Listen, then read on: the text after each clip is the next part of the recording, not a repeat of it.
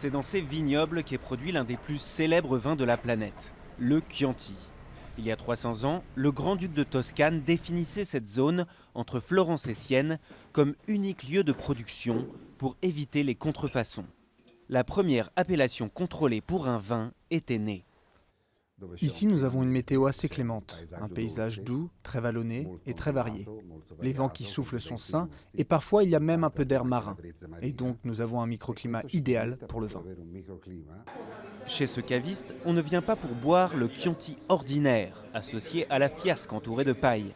Le Chianti classico, plus raffiné, se décline en une multitude de variétés. Il a un goût final doux et velouté. Je pense que c'est pareil pour tous les Chianti classicaux, même si nous ne les connaissons pas tous.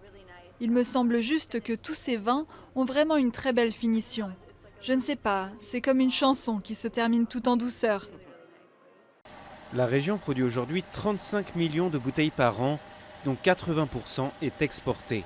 Une production extrême qui, certains s'inquiètent, pourrait nuire à la fertilité des sols.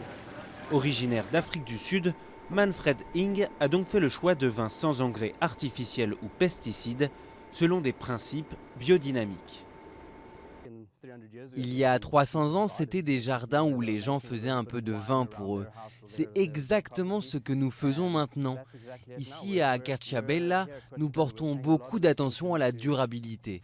Ce que nous faisons pour les sols et les vignes va avoir un impact sur les générations à venir. Le viticulteur espère voir se multiplier, comme en Bourgogne, des appellations labellisées très locales. Autrement dit, des domaines à taille humaine, plus respectueux de l'environnement.